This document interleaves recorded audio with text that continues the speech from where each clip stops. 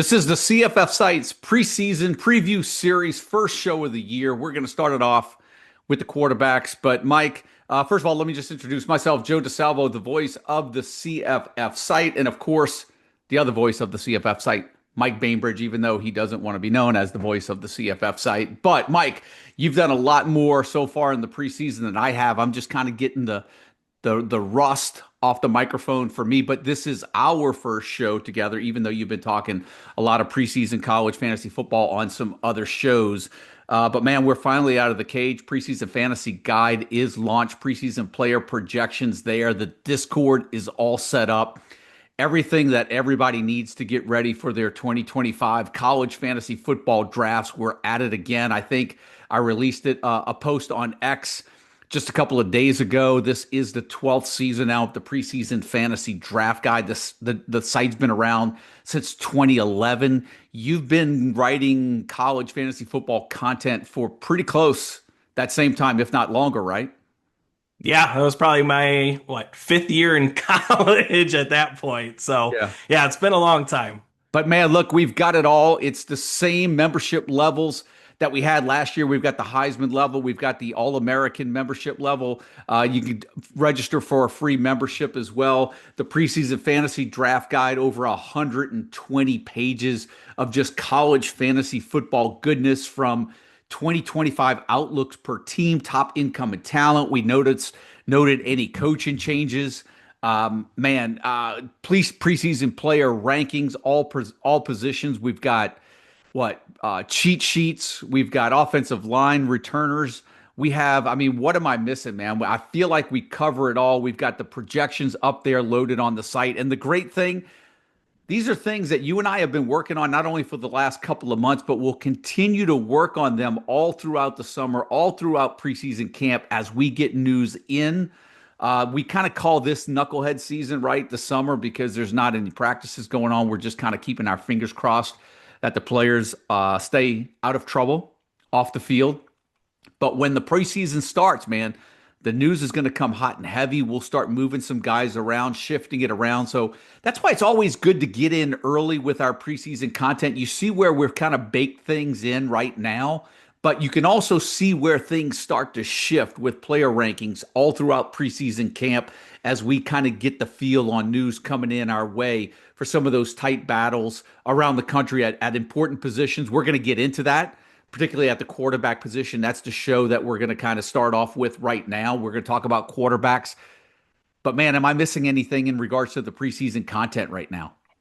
No, I mean we got the Discord up and running too, which is always a fun place to chat with, other CFF experts, and then just enthusiasts of the game that we love. So that's always a good time. The good thing about the guide too, like you kind of said, is it's not like a magazine that's out there on the shelves, right? We're going to be constantly updating that all the way up till week 0 of the college football season. So yeah, I'm just excited that it's out. It's a grind those last couple months to get that cranked out. So, and looking forward to this show too, Joe, because, I've been doing the Fantasy Points podcast since the start of the year with Eric and Josh and Zach. And I think, I know their opinions. I know my own opinions. I'm excited to hear your opinions on some of these players at the quarterback Yeah, position. that's what I think is going to be fun about the show. You know this because you and I talk about this as we're doing the preseason rankings and we're creating all the content for the guide.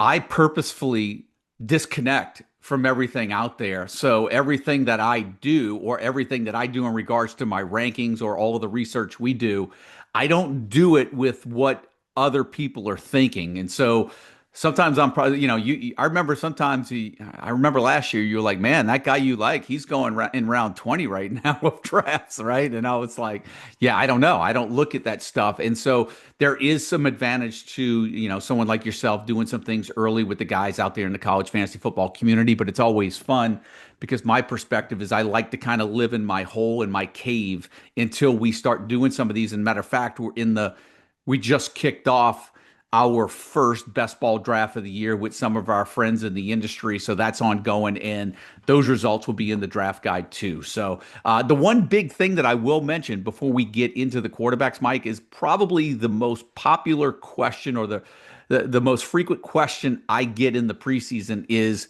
What is the Discord? I don't have Discord. What is it? Quite frankly, it's a server. It's the CFF site's all access server, and we have so many different channels in there. Mike, you've set it up. You've got every FBS team in there. So as we get news throughout the spring, throughout the summer, throughout the fall, in the season, team specific news goes into the team channels. We have other channels in there. We've got a game day channel. We have an injury channel. We have player props channel. We have FanDuel or DraftKings. We have, I mean, DFS channel, right? There's so many different channels. If you want to get into a league, there's league recruitment channels in there as well. Everything that could possibly be discussed in regards to college fantasy football or college football is in the Discord server. So if you think that you love the site because of the preseason content, because of the projections, get yourself an All-American or Heisman membership, and I promise you, you won't be disappointed by being a member of that Discord community, right? Yeah, absolutely. So look, let's get started, man. Quarterbacks. The way that we're gonna do it, let's just kind of jump in a little bit with some. I guess we'll call it. Let's start off with maybe the programs where we put under the microscope a little bit because maybe the situations aren't quite as baked in as we thought they would be or hope that they would be. I'll start with the obvious ones, just that over at Alabama and Ohio State, just because they're kind of the big boys. We feel pretty good that they're pretty baked in with Ty Simpson and Julian Sayin. Of course, at Alabama, you've got Austin Mack there again. You've got Keelan Russell, the freshman. But you and I both feel pretty good over at Alabama and Ohio State that Ty Simpson and Julius Sayin are going to be the two guys going into the 2025 season, right? Yeah, I think Alabama was a little undecided coming in to spring ball. And then you just kind of, reading the reports and everything that Ty Simpson established himself as the guy over the other two competitors. Now, does that last for the entire season? Because the last time we saw Ty Simpson on the field, I think it was that like in his last extended action was that South Florida game a couple of years ago, and that was downright ugly, right? And that was a couple of years ago, Yeah. but so we don't have a large sample size with him, and the sample size that we do have wasn't great. So it's still up in the air technically. And who knows if he keeps that job for the entirety of the season. But right now, it seems like he established himself over the other two coming out of spring as the starter, over Keelan Russell. Yeah, and it's interesting because with Austin Mack, the transfer in there, right? With Keelan Russell coming in, you just wonder if Simpson wins that job, if Austin Mack even plays a snap at Alabama. That's one interesting thing about all of these preseason, the preseason practices that come in. Some of these teams that are 2, 3 deep, it's going to weed out. Transfer portal has changed college football, right? But right now, to your point, yeah, we're rolling with Ty Simpson with everything that we've seen and reports that we've had come in. We feel like it's him and Sayin right now, pretty comfortable with taking both of those guys in college fantasy football drafts. Now, another school we'll head over to because we got to talk the non-power four schools as well. James Madison was a little bit of a conversation for us because you had Alonzo Barnett. He suffered an injury at the end, I think the regular season finale last year. They go ahead and signed Matthew Sluka. Came over from UNLV, left UNLV after 4 games last year. You have to right now we're on Matthew Sluka. My thought is I'm not sure they would have went out and gotten Sluka if they were 100% confident that Barnett was going to be ready to rock and roll for the 25 season. I can see it playing out where Barnett takes a medical red shirt this year and Sluka is the starting quarterback for, the full 2025 season. I expect him to do really well if that's the case. A lot is going to depend on the injury update of Barnett coming out of the summer into the preseason camp. But the way we have Sluka in the preseason fantasy draft guide, Mike, we're rolling with Sluka right now and kind of thinking that that's the way it could happen this year, right? Yeah, and it's one of those I try not to use it with all these transfers now, but it's like why go out and get him or why does he agree to come to James Madison if he's not going to be the starting quarterback, right? So we're just kind of using common sense there that Matthew Sluka is going to be the guy. He's familiar with this coaching staff. He would have finished top 10 in college fantasy in the 2 years that he started with this coaching staff because he ran for 1,200 yards in the last 2 seasons under this coaching staff. So I think we're just using some common sense there that Sluka is going to be the guy. The reporting is that Barnett is ahead of schedule. Okay. And, maybe he's ready week 1, but it's just tough to imagine that he will be given the injury and when it happened late November last year. So for now, we're rolling with Sluka and we both have him as Yeah. top 15 Yeah. quarterbacks. Yep.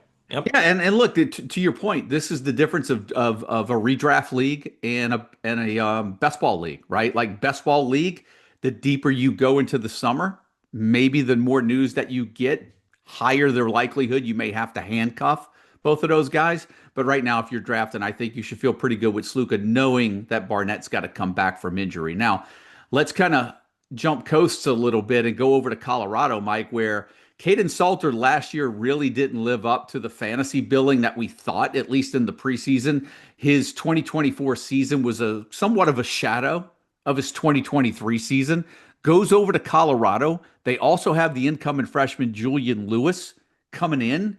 Um, do we feel 100% confident? We have Caden Salter right now, but I have to tell you, and this is where I'll kind of fire the first shot here. Probably don't have Salter ranked as high because there's a little hesitation on my part that maybe Salter could be a little bit overvalued after what we saw last year and sort of the hype surrounding the incoming talent of Julian Lewis, and throw in the fact that maybe Colorado, if they have a rough start, decides to pull the trigger and make a change. To me, that's why I'm a little gun shy on Caden Salter this year, Mike, because I'm worried about the start, new offense. This isn't Prime's son, right? Even though he's probably going to say all of his players are his sons, this isn't his son.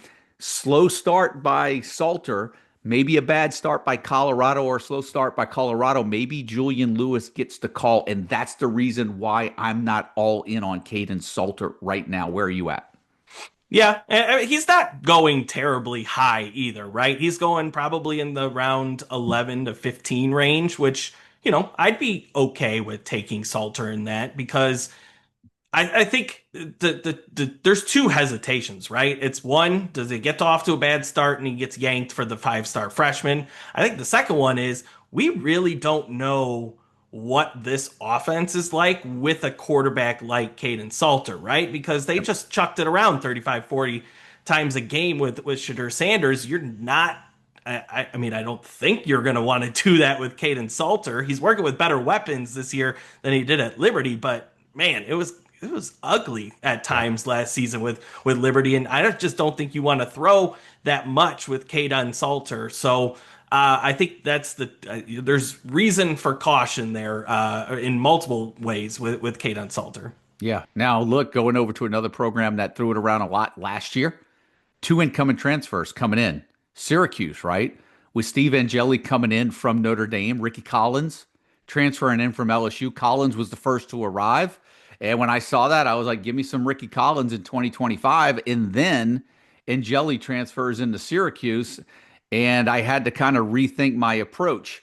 And where I'm at is Angeli is the more seasoned of the two, at least. I can't say that he's overly proven, but he's played some big spots for Notre Dame. He even came in that college football playoff game and led a scoring drive. You feel like I'm a little bit more confident with him right now because of what he's shown us to be able to throw the ball around. Syracuse does have some good receivers coming back. We're expecting the same Syracuse offense, different weapons this year at the receiver with Pena gone, with Gadsden gone, but you've got Gill coming back, right? You've got Justice Ross Simmons coming back as well. And then you also have Jonte Cook, the ultimate wild card there at Syracuse. We're on Angeli to start this preseason based on what's happened in preseason practice. Still feels like there's a shot where I wouldn't count Collins out right now, but I think at this particular point for me, we've got to attach our hitch with the guy that may be a little bit more proven at this level right now. But Collins does have, a high ceiling if we're going to talk talent, right? But that's why I'm on Angeli right now. Yeah, I wrote this up in the guide. I was like, that Brian Windhorst, that NBA guy, that NBA for ESPN, the analyst, and there's that meme of he's like, now why would they do that or something like in that sense. And I applied that logic to bringing in Angeli. It's right. If you're that comfortable with Ricky Collins as your starting quarterback, I don't think you're going out and bringing Angeli in. Right now, depth is depth, and everybody needs depth for football reasons. But like, I think you go out and get Angeli to be your starting quarterback, and I think years of eligibility plays a role too, right? I think Angeli's got 1 year left, maybe maximum two, where Yeah. Collins is just a redshirt freshman. So he's got 3 to 4 years left Yes. potentially. So I think that also plays a part in us choosing Angeli to be the starter this year. Yeah, no doubt. Now, look, let's go over to let's see another one that could be a tough one. Let's go to West Virginia, Mike.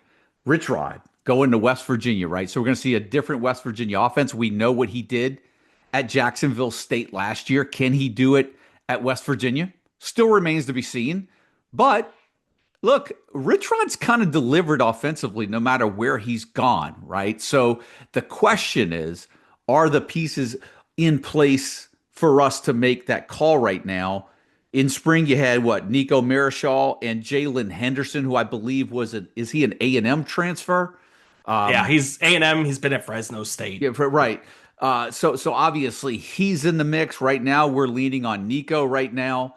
Um, but that Rich Rod offense, quarterback, running back one can be a really good fantasy value for you, as we saw last year with Trey Stewart at the running back spot and the quarterback we had last year.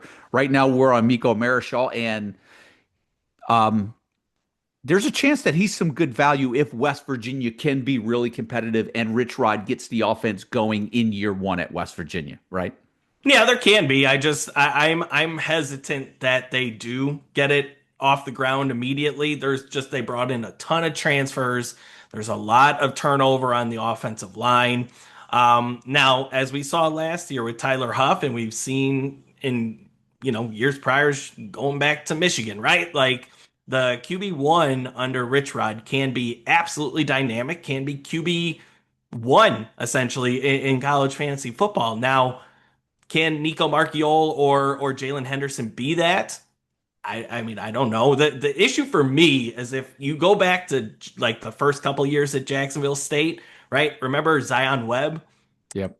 He was not shy about going from Webb to Logan Smothers and back and forth, right? And that's Yep. just until he's got a guy, he's not a Rich Rod is not afraid to kind of mix and match there. So I think that's my hesitation with Nico.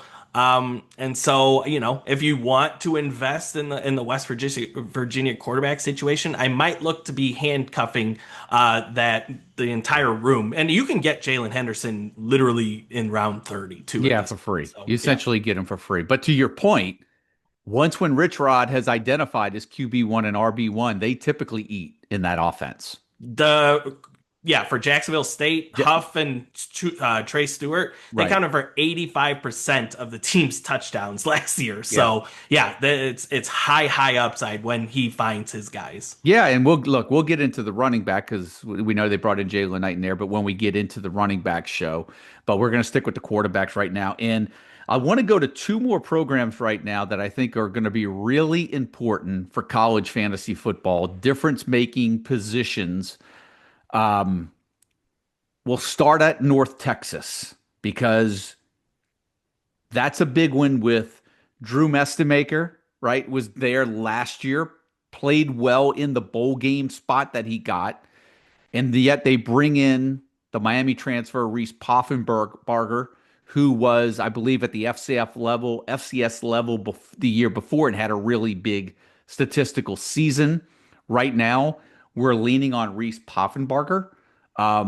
could go either way, but I think that's where the more confidence is with the more proven player again, right? Messi Maker had a start one start last year. I believe it was a bowl game against Texas State, I believe it was, which is ironic because Texas State is where we're going to go next. But right now we're in Poffenberger, and really we're going off of the proven commodity right now in that offense, right? Yeah, Or and not that he's proven in that offense, but more he's got the resume. yes, yes, he was very successful in his time at Albany, Poffenbarger. So that's the way we're leaning. I honestly, I kind of wanted to see where the magazines went with this quarterback room, and all three preseason magazines landed on Poffenbarger. So we were leaning that way already coming out of the spring. We believe he had the slight lead over Mestamaker. And there's differing opinions. Like I know a bunch of people, Froton being one, that is really high on Drew Mestamaker and thinks that he will be the starter at this point. We landed on Poffenbarger, and you have top 10 upside with the North Texas quarterback, just given the volume at which North Texas throws the ball.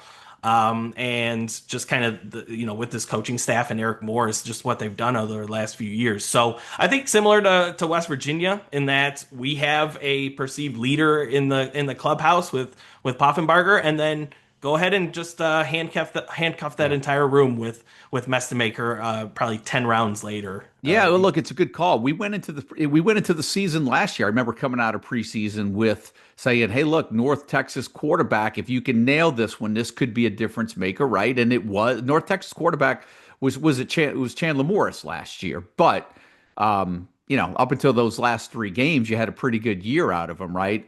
But it was one of those positions, and that's why we're having it under the spotlight right now, even though we don't feel 100% on one guy, we're landed somewhere and you have to make a call because you can't let the starter for North Texas fall all the way down to quarterback 45, 50. There's just too much fantasy value. You've got to nail the right one. And to your point, in best ball leagues, if you have deep rosters, go ahead and handcuff them because you'll probably end up with a fantasy gem. Yeah, and we're not alone in thinking that Poffenbarger is going to be the guy. I'm in what my latest draft. Poffenbarger was drafted round 10. Mestemaker didn't get selected until round 22. So Yeah. I think most people are under the assumption and belief that it's going to be Poffenbarger to start the year. And look, I teased Texas State. That's another one to go to. GJ Kinney, his offense over there. That was one in the preseason we were looking at. Hey, which way are we going to go? Spring reports seem to suggest that Brad Jackson had control of the offense over there. That was, Kinney brought in Nate Yarnell from Pitt. And also, there was a transfer coming in from SMU, Keldrick, was it Kedrick Luster from Believe so. SMU? So there's still a little uncertainty right now, I think, of saying which way it's going to go until we get into that preseason camp and they start firing those live clips in preseason camp. But coming out of spring, it's a GJ Kinney offense. Brad Jackson seems to have control of the offense and by all accounts seem to be leading the quarterback battle coming out of spring. The headache for you and I in regards to this is that we're on Brad Jackson right now. But because of Brad Jackson's dual threat ability next to a player like Nate Yarnell, the projections change not only for the quarterback of Texas State, but it changes for the receivers as well, right?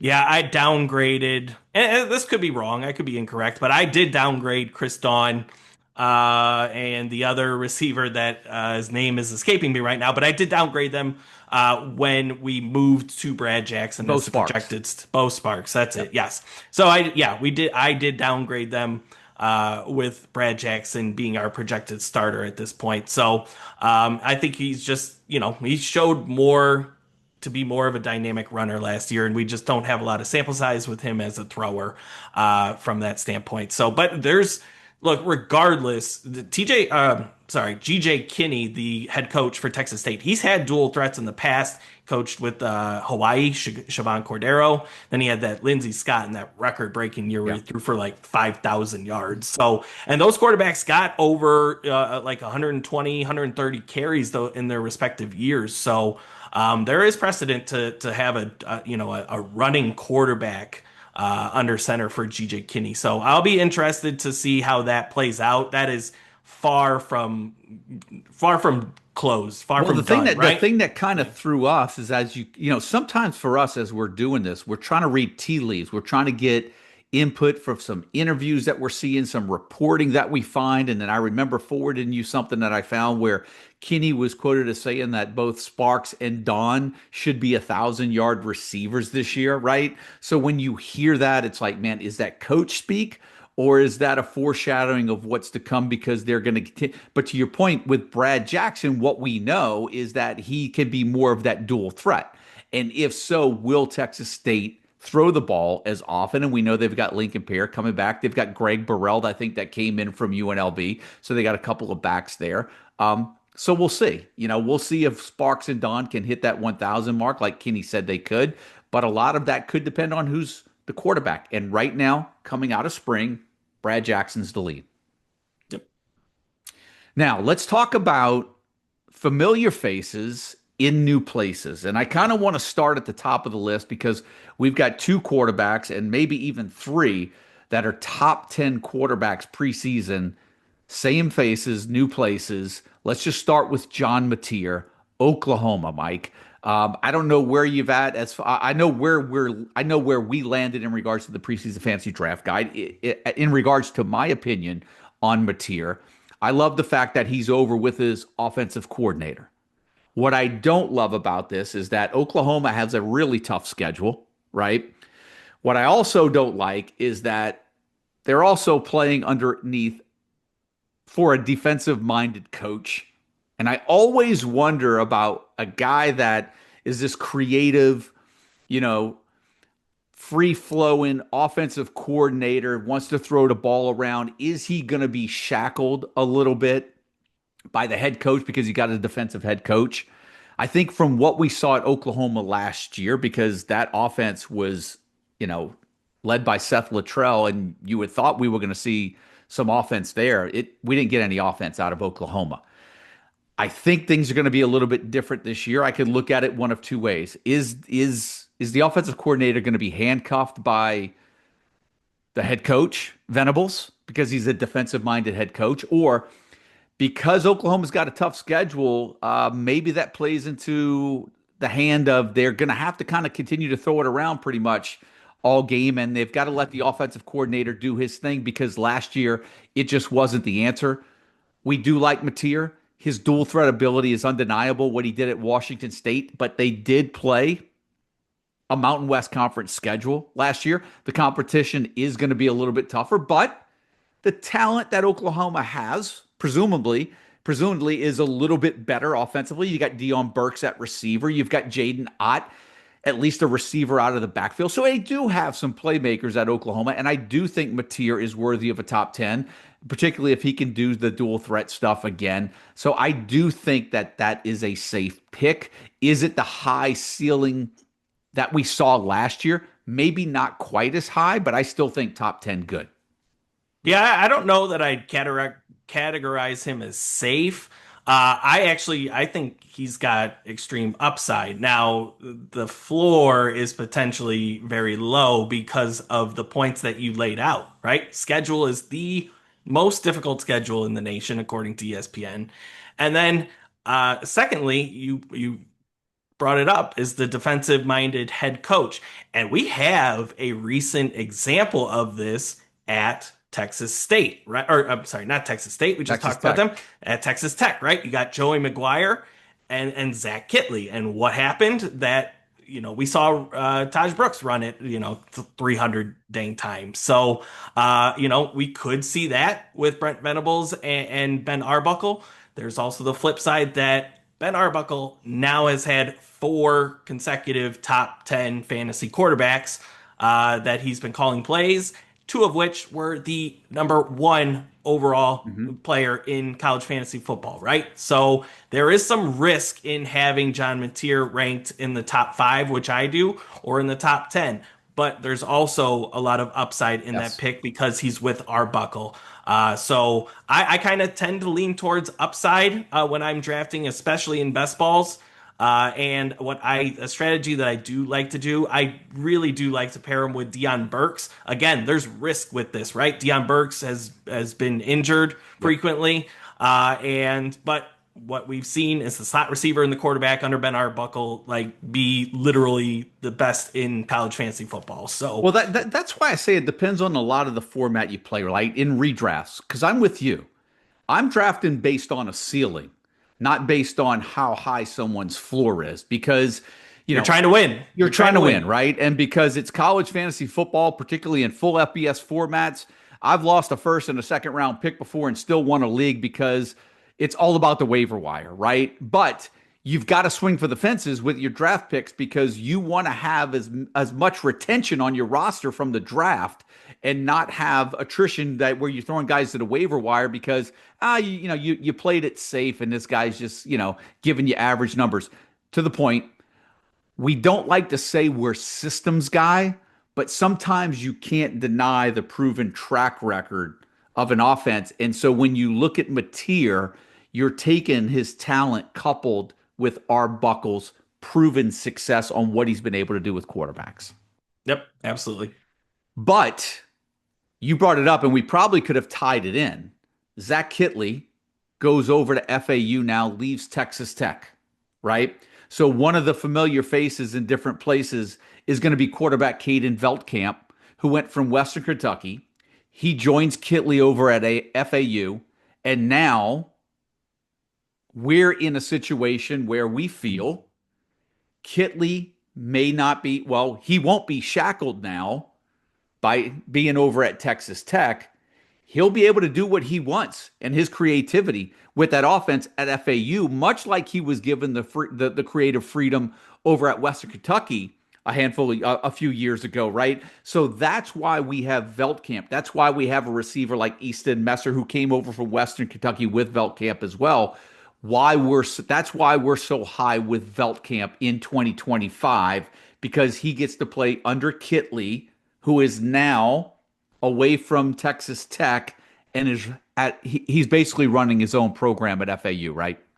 Yeah, I for anybody that's listened to the Fantasy Points podcast, I've actually gotten yelled at for talking about Zach Kitley and Veldkamp and all of this too much over the offseason. But obviously, super high on this offense. Like you said, I don't think he's going to be shackled anymore because he's the head coach now. So he can do what he pleases. And I think what he pleases is air raid offense. And there's literal quotes from the wide receivers at FAU talking about spring camp, and they're like, "Yeah, we love it. It's an air raid offense, right?" So I think they're going to chuck it 400 plus times. That's why I have Caden Veldkamp as a top five quarterback. And when we get to the receivers, Easton Messer is a top three fantasy receiver. So I think they're just going to chuck it around this year. Yeah, look, another name to that college fantasy football community is familiar with, Devin Dampier from Utah, right? Came over from New Mexico. Unbelievable year last year under Bronco Mendenhall. Transfers over to Utah now, and it's like, okay, what do we expect this year from Dampier at Utah? Which, look, Utah is traditionally known for having some good defenses. They're going to be pretty good. It's not like he's going to be at New Mexico, where New Mexico was basically giving up 50 points and they just needed to score 51 last year. Essentially, that's what was happening at New Mexico last year. That may not be the case this year, but we still feel, given what Utah has in regards to offensive talent, Dampier just feels like the most talented player on their offense. So why wouldn't the offense go through him? And that, for me, is the reason why I'm high on Devin Dampier at you, even though he goes from New Mexico, where they just were giving up points for fun to try to score points, to Utah, where he's going to be deployed a little bit more strategically. But I still feel the utilization level will be high with him at Utah.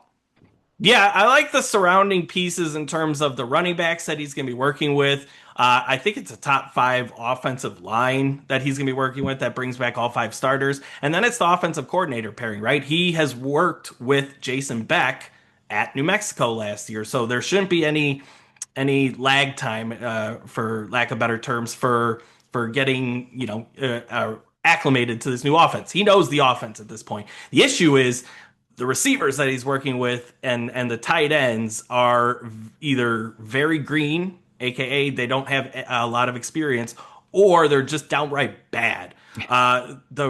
Projected wide receiver one in the spring, Zacharias Williams, who looked to be a standout after the spring game, got poached by USC after spring camp. So he's out of there. And now you're looking at what, Tobias Merriweather, who's done nothing in his career.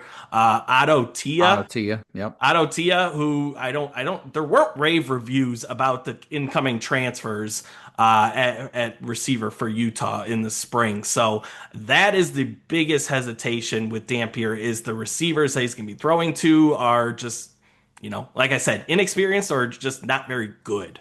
And I feel like that's kind of been the story with Utah, though. Recent, they're not really known for having those receivers. But they did have tight ends, and I The, don't think they have a tight end that's the big that's. question mark going into this year. Do they have those big targets at tight end?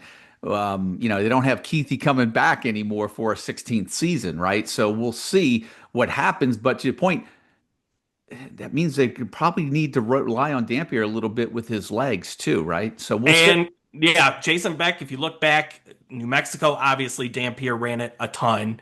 And then you look back at his time at Syracuse with Garrett Schrader, and what did Garrett Schrader do? He just ran around, right? Yeah. So, and that can, you don't have to be, you don't have to have weapons to run around, right? So, Yeah. and that leads to what? I'm just looking now. It was, 10 rushing touchdowns in a season, which could lead to a top 15 quarterback in fantasy. Yeah, let's just hit a few more just quick hitters. Don't really need to go deep with them because the rest of the guys are probably outside of the top 20, but you got Thomas Castellanos went over from Boston College, probably playing a good system with Gus Malzahn if he actually really kind of grabs hold of that system. I feel could be some value at Florida State. What do you feel about that one?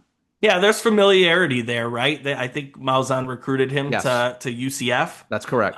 So there is some familiarity there, and it's just kind of the same with Dampier, right? Like this should be a guy that's going to run it Yep. 100, 120 times, maybe more if he stays healthy, and that can result in a top 30 fantasy season. And it's not like you're paying a hefty price to get Yep. Castellanos anyways. He's going what, round 13, round 14, and that's perfectly fine for a four passing touchdown league. Yeah.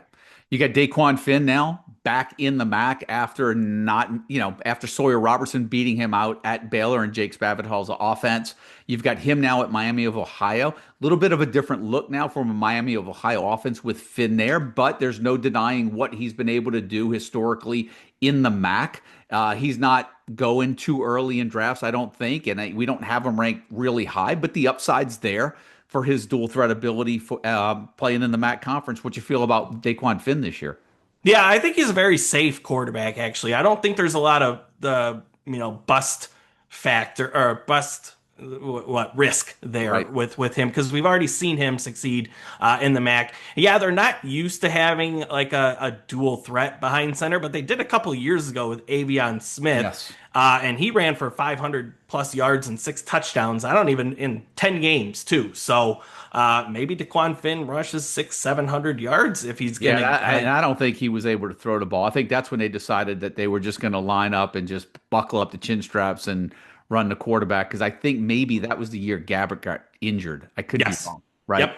Yep. Yeah. Um, So, yep. Yep. Now, one quarterback that I do like, but I have to preface this by saying I liked Caden Salter last year, not only because of the year he had in 23, but I loved the 2024 Liberty schedule. And if you look at the 2025 Liberty schedule, that's what I love about Ethan Vasco. So, Salter didn't quite do it last year, but that's a guy that came over. He came over from Coastal Carolina. Now he's going to run the Liberty offense. based on that 2025 schedule, I know what we're going to get out of him. That's a guy that I kind of like this year. What's your quick thought on him? Yeah, I mean, look, Caden Salter didn't live up to the billing last year, but he still finished as QB 52. Had 23 fantasy points per game, still had 600 yards and 7 touchdowns on the ground. Yep. And Vasco is just as good as an athlete as Caden Salter, so from a rushing standpoint. So, and just he is being drafted in that QB 40 to QB 50 range. So I think he's again. I think he's very safe quarterback that in a proven system like Jamie Chadwell has at Liberty. I just love him in best ball formats because I feel with that schedule, with his running ability, that could be a guy that goes for 30, 35 plus 4 or 5 times this year on that Yeah, schedule. yeah. I think definitely best ball over redraft Yeah, with for that sure. type of quarterback. But when you get him at that, when you're getting him at best ball in best ball drafts at that value, at that point of a draft, it's great value though for a guy that could end up giving you that type of output 4 or 5 weeks out of the year. One more, Mike, before we kind of jump around.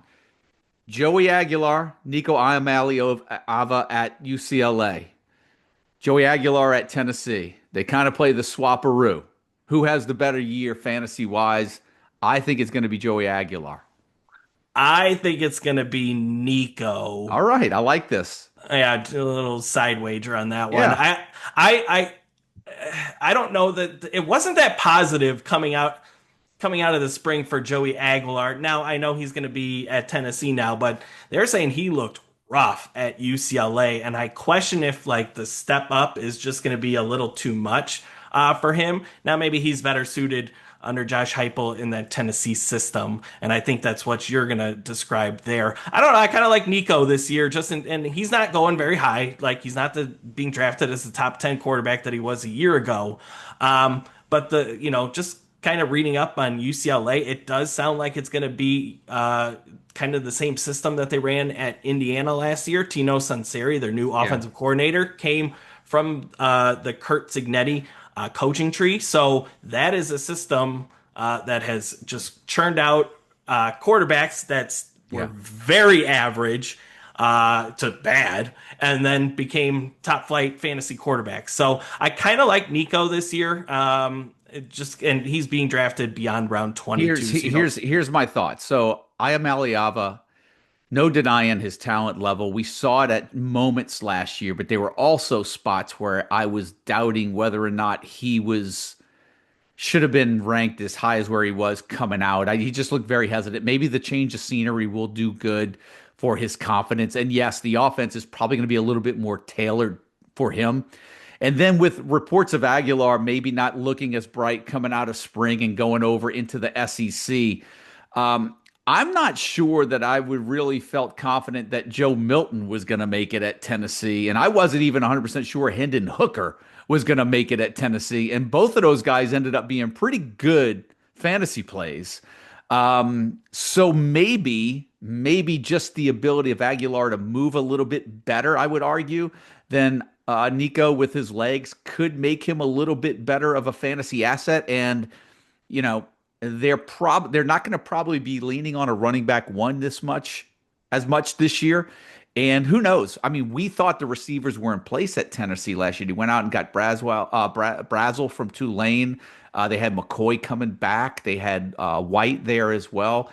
It just didn't pan out. I don't know. Maybe a friendly wager there like Aguilar. But let's jump around a little bit because one thing that you and I talk about every year is we talk about when we rank quarterbacks. The one thing that we've had to start figuring into our prediction or our algorithm is that non-conference schedule for G5 quarterbacks. And so we'll throw that out there, right? We'll kind of Colton Joseph at Old Dominion, and maybe the one that's probably a little bit more important is Parker Navarro at Ohio, who absolutely, there was a good chance, Mike, that in many full FBS formats last year that Navarro brought home a championship for some college fantasy football owners. That's how dominant he was in the last 3, 4 weeks of the regular season. I mean, he was absolute gold, right? But Ohio does start off the year with a really tough non-conference schedule. And we say this every year, particularly for some of those G5 players. You kind of have to draft accordingly. You've got to navigate those choppy waters in the non-conference slate. But more importantly, what you and I have learned is we've got to be careful on ranking those guys a little too high, because what'll happen is if somebody jumps on one of those two players, and then let's just use Navarro as an example, and he starts off slow for the first 3 or 4 weeks. Well, if you're playing in redraft leagues that have playoffs, that's a third of your schedule, and you could be starting behind the eight ball. So the last thing we want to do is, hey, Mike, Joe, you guys were all over Navarro as your third or fourth ranked quarterback, but this guy was a dud coming out of the gate, right? So talk a little bit about that, our thinking process with guys in the G5 level because of tough schedules like Parker Navarro. And that's why I think we were a little hesitant on really getting him up there into that top 10. But once when Ohio gets outside of those first 4 weeks, man, you have to really like Navarro long term. Yeah, I think that's key. Looking at the schedule, and we're just going to stick with Parker Navarro as an example here. Those first 3 weeks, right? Rutgers, West Virginia, and OSU. I think the key for that situation is looking for a pairing, right? Looking for, and it doesn't have to, you don't have to draft this guy like right where you're drafting Navarro, but maybe down the line even. So like somebody that sticks out, I'm looking at the schedule right now, is Reeve Poffenbarger, right? For North Texas. You look at his first 3 games, you got Lamar, Western Michigan, and then Washington State. These are all defenses ranked, bottom third in the country. Projected defenses bottom third in the country. You want to find a pairing so when you cannot play Parker Navarro, you've got a guy that has that really easy schedule at the start of the season, so you can balance it out, right? Okay, I'm not playing Parker Navarro those first 3 weeks. Well, guess what? I can start Reese Spoffenbarger in that opening month of the season, and then you can get by, and then you just start rolling with Navarro once he's into MAC play. So I think that's really key, is finding adequate pairing to go with Navarro or another quarterback that has a difficult non-conference Yeah, schedule. and that's a lot of the reasons why we make calls on certain players. If you think about, we were just talking about, I was mentioning at the top of the show about my concern with Caden Salter because I was worried about the schedule and worried about them losing a few games, and then Julian Lewis gets the call, right? You don't have to worry about with Parker Navarro. There's nobody behind him. He could struggle for the first 3 games. He's still going to be the quarterback come MAC play. But in the case of North Texas, as you just referenced, when you have that easy non-conference schedule, there's a really good chance whoever wins that job sticks as QB1, because of those 3 games right there are going to be a chance to really just solidify and stamp their position as a starter, because there should be some really good statistical games right out of the gate. Yeah, so I think that's just the importance of looking at the schedule pre before you draft. Mike, what about some just anybody on your, when you look at your rankings 1 through 25 ish, because that's kind of given a 12-team format, 2 quarterbacks for every team.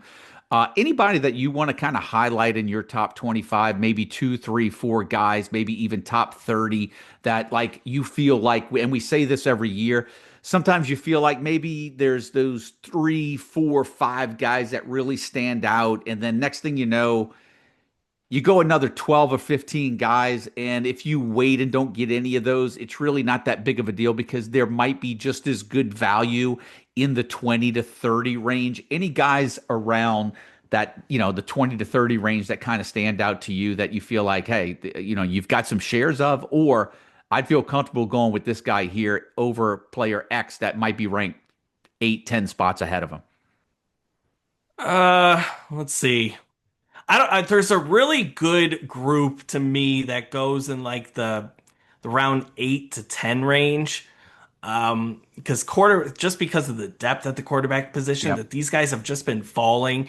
It's that Kevin Jennings, Sam Levitt, Sawyer Robertson, and I'll throw in Jaden Mayava in that group too, right? These guys are just, to me, they're very they're the high floor, not necessarily high ceiling, but the high floor situation, just because we've seen it, we know it, they've done it, they did it this past year, right? And these guys are falling just to that 8 to 10 range where it's just like, man, you can really punt quarterback to an extent, right? I'm Yeah. not, but you can punt the quarterback position to rounds 7, 8, 9, 10 and grab these really good quarterbacks that have already proven it last year. So I think that I really like that range of quarterback, the Kevin Jennings, Sam Levitt, Sawyer Robertson, because they're going after the Parker Navarros, the Sluka a little bit, but like after the Navarros, after the Colton Josephs, the Micah Alejado, where yeah, they have higher upside, but man, they could really bottom out if they don't pan out because we don't have a large sample size on some of those guys. Well, you mentioned two of the three names I was going to bring up. I'm really high on Kevin Jennings, and Sam Levitt this year. Sam Levitt for me was just another level in the playoffs. I only see him getting better. We'll see how that translates from a fantasy perspective, but we've kind of gone back and forth a little bit with the Arizona State running back position because they brought in Udo over from what Army, and they have Kyson Brown, who I like, but without Scadaboo back, who's to say Levitt doesn't get some of those short yardage goal line carries this year? I really think Levitt, and remember, Brashard Smith's gone at SMU too. I think both of those guys could potentially be a threat around the goal line this year. I really like both of them. And another one, Mike, I'm going to throw in there as well because we know you like Nussmeier this year as well. Like that's a guy that you're high on, but I kind of like Owen McCown for UTSA too. I feel like he's a really good, solid, safe quarterback that really has some upside in that offense, or at least in that conference with UTSA. He showed what he could do last year. I really like him this year. Yeah, I it's the offense in totality, right? Like just we know we saw the passing game thrive last year. They're bringing back basically every piece of that passing game, and then you just add in kind of the experience that they bring back on the offensive line. The running back room has improved over the offseason, so they just have pieces at every single position on offense where it's really hard to see Owen McCown failing this year. Yeah, I agree. All right, so before we wrap some things up, we'll kind of go short fire, maybe five. We're kind of shying away from five that maybe we want to just we seem to be gravitating more around. Maybe if we don't have shares of them, wish we had more. Let's go with the five that we're kind of shying away from right now. I'll let you throw out one. I'll go with one, and anybody just anywhere from the list, and let's just say maybe 1 to 40 because that's probably going to be the most popular quarterbacks, right? One or two guys right now that you're shying away from to start it off. Yeah, I'm not, and you're going to disagree with this one. I'm not totally in on Dante Moore anymore. Obviously, and we'll probably get to it when we talk about wide receivers, but you're losing Evan Stewart, most likely for the season now. So now you're going to be relying on a true freshman, most likely to be wide receiver one there. And I just, we saw him play a little bit at UCLA, but like, was he really that good that season? And I don't think that it's funny. Like 95% he is going to be the starter this year. But when you listen to some of these podcasts talk about Oregon, like it's not 100%, right? Which is it's strange to kind of think that maybe Dante Moore is not the guy, but like you would think if he's performing up to expectation in the spring as this 5-star recruit that it would be 100%, and it's really not that. So just kind of the Evan Stewart injury plus some not glowing preseason reports. It's not a guy that I'm really gravitating towards. Yeah, this list, the shying away list, is hard for me because I can see some upside in every guy, but I think about myself when it comes down to it. Do I see myself drafting a quarterback? And this is where you and I think, disagree a little bit. This is fun when we have a little different viewpoints. I don't think I'm high on Garrett Nussmeier, maybe as you are. And the reason why I think maybe I'm not as high on Garrett Nussmeier is I do think LSU is going to throw the ball around a little bit, But there's a lot of people out there that think LSU can make a run for the college football playoff this year. And if they do that, I almost feel like their running game has to be better, their defense has to be better, and will Nussmeier really need to sling it around 35 to 40 times? The thing is, he's got some really good receivers. They brought in a bevy of transfers. Like, there's no shortage of receivers there. That's what I do love about Nussmeier. But I wonder if they lean on that ground game a little bit with Caden Durham. They've got Harlem Berry, the freshman that's coming in. I think that what Jackson comes back as well. So that's the one I'm not sure about because I don't know what we're going to get from Nussmeier from a running perspective this year. So he's one that I like, but I don't see myself itching or wishing that he's fallen to me. How about Yeah, another one for you? yeah. I just with just to touch on Nussmeier quick. I think the league scoring settings probably plays a big factor, right? If it's 6 passing touchdowns, you're going to go That's up. the difference. Yeah. It's a different story, right? So I think that plays a part. Another one that I'm just kind of, teetering on. Um, I don't know. Austin Simmons is another guy that I know I'm just not willing to go up where others are drafting him to select him, right? We like the offense. We love the offense under Lane Kiffin, and I think we love collectively the wide receivers and tight ends that he's going to be working with. Yeah. My biggest thing with him is how much are they going to run him? Clearly Jackson Dart was a willing runner. They were willing to call plays for him in the running game. I don't know that they're necessarily going to do that with Austin Simmons. They could, but he's being drafted as a top 20 quarterback. And I this is not me hating on him. Like I have him, QB 25 in my rankings, but people are drafting him maybe as a top 15 quarterback, and I'm just not willing to do that just because I don't know how much he's going to run. And he could, if he's not going to run that much, he's going to end up QB 40 to 50 range.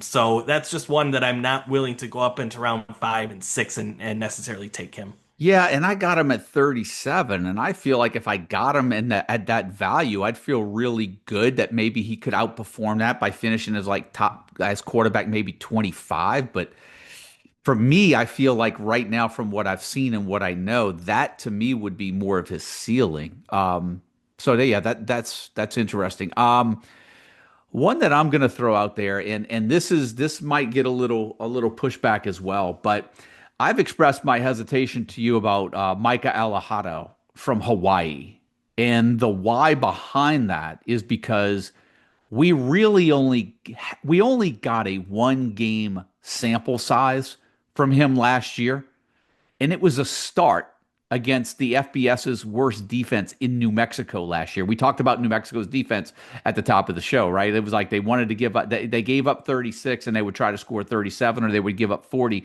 and try to give up 41. There's no denying that he's probably the most talented quarterback that Chang has had since he's come back to coach at Hawaii. And that 1 game shows what type of potential he can be from a fantasy perspective. And much like Mateer last year, they do play in the Mountain West Conference, which for the most part is a fantasy friendly schedule, unless you're playing maybe against Boise or one of 2 or 3 top defenses in the Mountain West Conference. But I'm not comfortable going where I think he may be getting drafted. And it's a guy that I just can't push the button on. And I don't want to scare anybody off of him because I don't even think Hawaii's got anybody behind him anyway. Yeah, plus you got the 3 bye weeks.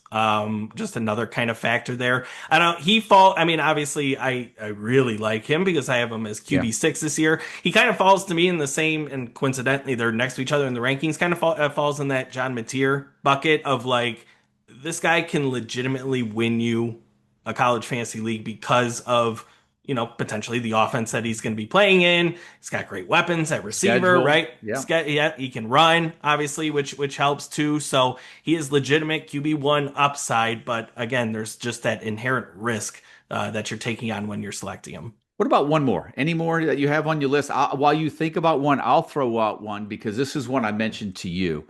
I'm a little concerned about Byron Brown at South Florida this year. And, we talked about Salter last year. Salter and Brown were our top 2 preseason quarterbacks because of what they did in 2023. Byron Brown missed essentially almost all of last year, recovering from an injury. And I just wonder the confidence level in which he comes back because the schedule, the first three games South Florida plays, Boise State, at Florida, at Miami.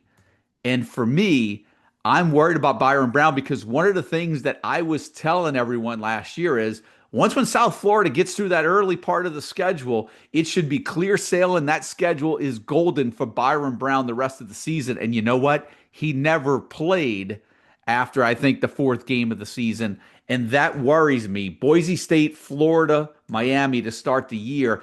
If things don't work out as well as, if that confidence level is shot, I worry about Byron Brown. But you and I talked about this. The bounce back potential he's got based on what we saw in 2023 could be tremendous. He could come in and crush his QB 24 ranking, but those first three games for me really just make me nervous about jumping on him again, because we played that game last year and we mentioned it, how schedule plays an important part to our ranking now. And that last year and what happened with Byron Brown still kind of falls heavily when I think about how I ranked him last year. And maybe I should have kind of erred on the side of caution. And that's why I did that this year with the schedule.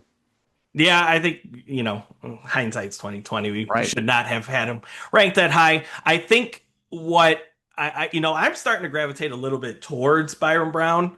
And what for me, it's the offensive line play played a huge part to me in why he got injured.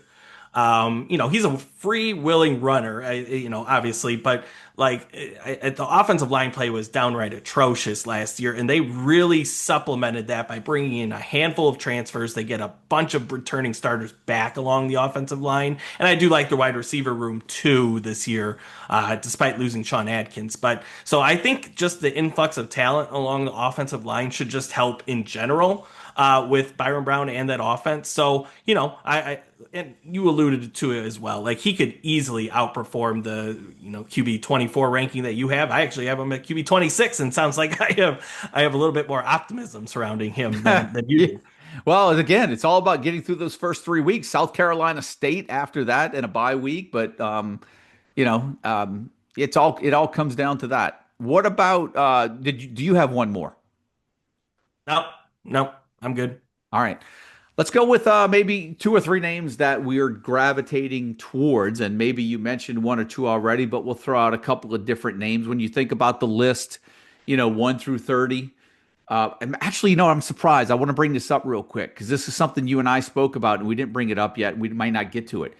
Eli Holston at Pitt.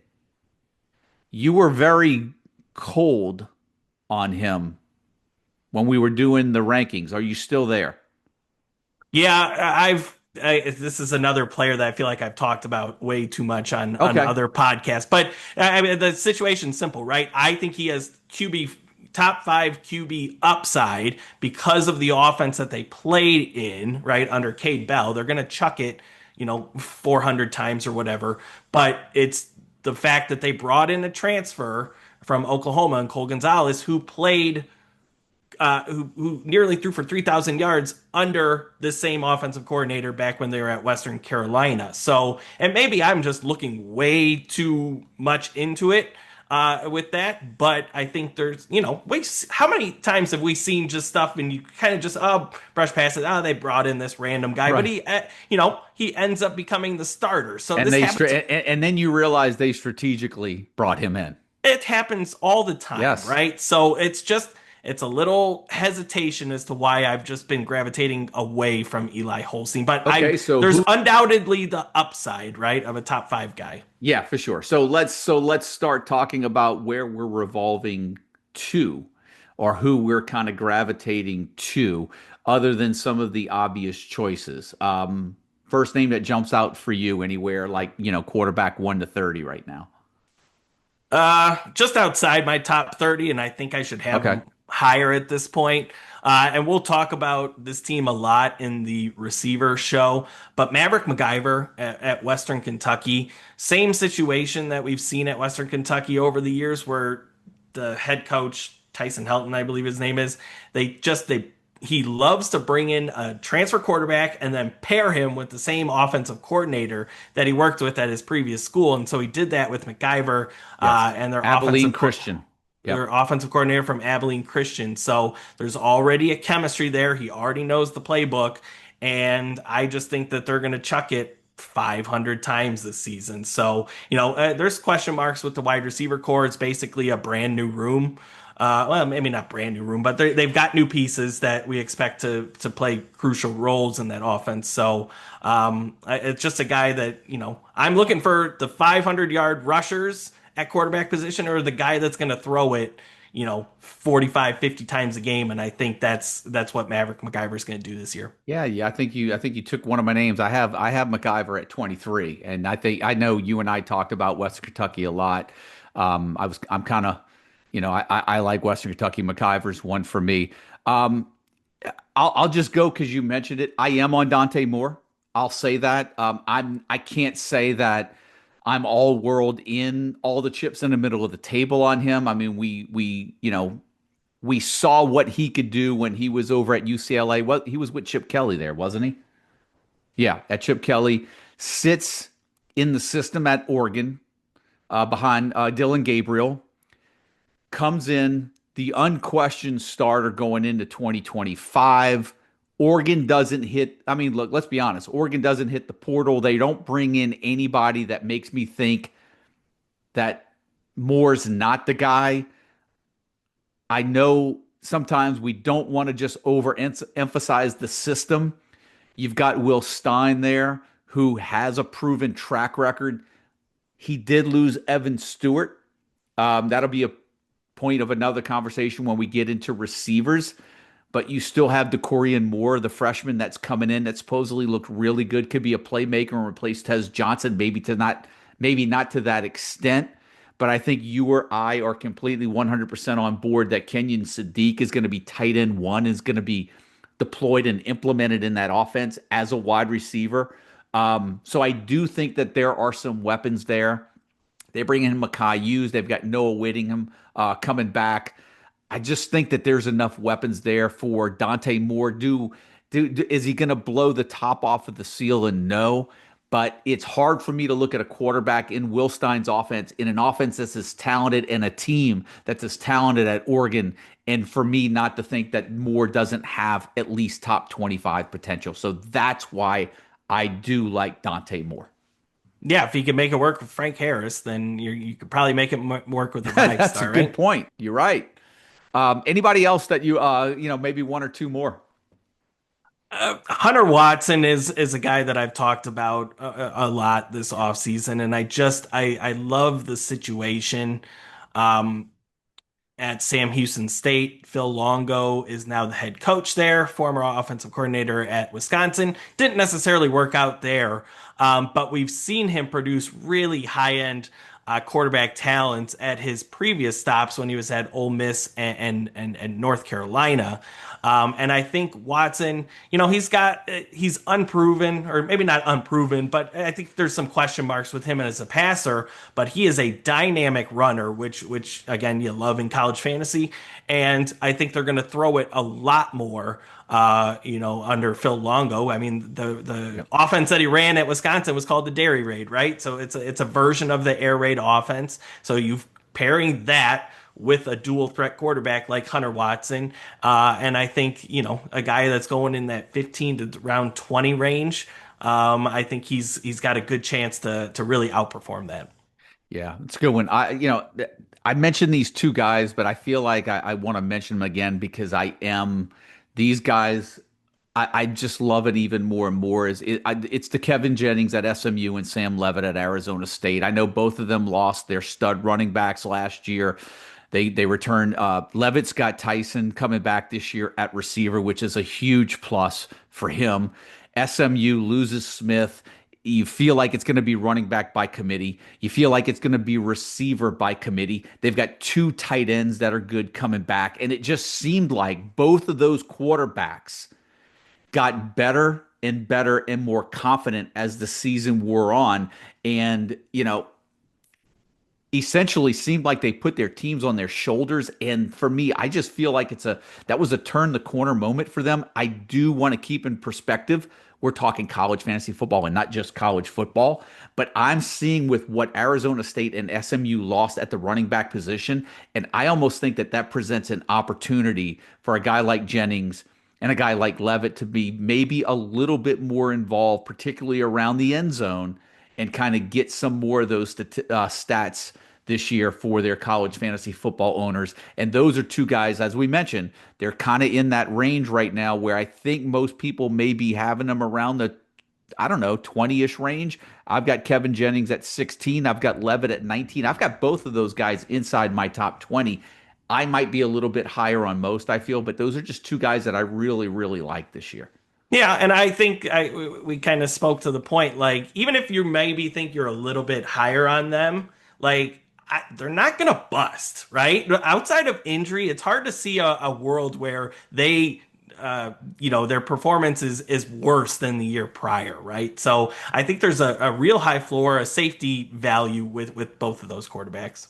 Three names that I want to mention before we get out of here because they're going to get a lot of pub thoughts on them. Drew Aller at Penn State. My feeling is just the offense. They've got Singleton, they got Allen.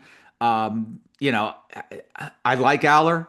I've never thought he was a great quarterback. I think the way that the team is set up, I just don't see where he's going to be a fantasy superstar. Thoughts on Drew Aller from you, real quick? No. Okay. I've gotten in trouble for hating on him a little bit too Say much. So less. yeah, there you Say go. less. Okay, what about this one? Here's another one. Fernando Mendoza over at Indiana. He seems to be getting some hype I've been seeing in some places. And I would argue that he's probably more talented than Curtis Rourke, who came in last year. But I don't think Indiana's going to sneak up on anybody this year. What's your thoughts on him? Because I have him down at the quarterback 50 range. Yeah, that's kind of where I pointed that out in the Indiana write-up. I believe that he is without a doubt the most like physically gifted quarterback that Kurt Cignetti I has think, worked with yeah. at this point. So if he's produced, top 10 to 15 fantasy seasons with quarterbacks that are, working at a bank at this point, like Fernando Mendoza's was in first round mock drafts earlier this offseason. So you're telling me that you could get a first round draft pick now working with Kurt Cignetti? So I'm really intrigued by that situation. And look, Mike, when you get to that 50 range, like there are some good quarterbacks in there that could be serviceable in some redraft leagues. Maybe you take them in real draft best ball leagues. You've got, I mean, who I'm missing? You got Gio Lopez at North Carolina. You got CJ Bailey, NC State, right? You got Dwayne Coleman at Army, who we didn't even get into, that we've got nowhere near what Bryson Daly was able to do last year. Because I mean, look, that was kind of an anomaly year over there at Army, right? But the other one I want to talk about before we get out of here, just because I think he's going to get, I mean, he's already gotten a lot of preseason hype, will continue to get so, because I think Florida's going to be pretty good, is DJ Lagway. But from a fantasy standpoint, I mean, does Florida throw the ball a little bit more? Yeah. I mean, we could see them definitely throw the ball. Could they be better this year? Yeah. But is he going to be worth having on a roster and be a quarterback 25, quarter QB 30, QB 40 this year? For me, I have him ranked at where quarterback 54. And I would say that maybe he's got QB 35 ceiling, but I don't know if I'd be willing to bet any more than that, just from a fantasy point of view. Yeah, the best quarterback that Napier has had was, let's see, Levi Lewis, I think finished as QB 22 I have Louisiana in Lafayette. Yeah. 2020. Anthony Richardson finishes QB 31 the year that he was the starter. So there's the potential that he gets there. I think really what's going to determine that for Lagway is not really his passing, but how much are they going to use him in the red zone? Because he is a big boy, right? So if he's getting 5, 6, 7 rushing touchdowns, like, yeah, I can see a world where he's a top 30 quarterback, but I don't think he's going to necessarily get there via his arm because that's just not what Florida necessarily does, Well, right? and that's where my concern is because I like Jaden Baugh. They've got Jacoby Jackson coming back, so they have really two good running backs that could kind of barrel it in. So we'll see. I just thought it was worth it because Lagway, he's getting preseason Heisman hype, if you will, right? And I just wanted to make sure. I mean, we didn't even talk about Arch Manning, but like we have him up there at the top. He's worked Steve Sarkisian's offense, weapons galore. Texas is going to be one of the best teams in the nation. But it was funny because the only reason I mentioned this, and I don't know if you remember this, but last year I think it was Sleeper may have put out a post on X about DJ Lagway being their QB1 fantasy quarterback going into 2025. And I was like, man, when you guys are ready to collaborate on something, the CFF site's ready, right? So, Yeah, um, they still need to add it at this point. So that no doubt. Well, look, here's the thing, man. Look, the one thing that I now that we mentioned Sleeper, can't forget to promote Fantrax, the number one college fantasy football platform on there. Get your league started. Get into the Discord if you want. Get a membership. Find yourself a league. We have a channel in the Discord where you can find leagues. Get over, create your leagues on Fantrax. They're ready to go. The rosters are pretty good. They're updated pretty good right now. They still have a few names in there from last year. We're doing our first best ball draft with some of our buddies in the industry right now. We're in the middle of that. Those results will be posted online. Mike, am I forgetting anything before we get out of here with this first show, man? no, I think we covered it. There's the underdog drafts will probably be starting up here. We think maybe in the next 2 weeks or so. So, we might have a little content around that as well. So that's just something else to be on the lookout for in the next few weeks or No so. doubt. No doubt, man. Well, look, we always pivot. So that's what we're good at doing. And this is the first show under the belt. We'll probably put these out weekly over the next few weeks. Quarterbacks, we'll follow it up with running backs, and then we'll throw receivers and tight ends into one show. And then if we could think of anything else between now and preseason camp, we'll get it going. But until then, we'll see you on the next show. This is the quarterback edition of the preseason preview series. My name's Joe DeSalvo for my partner, Mike Bainbridge. Thanks for supporting the CFF site, and we'll see you guys on the next show.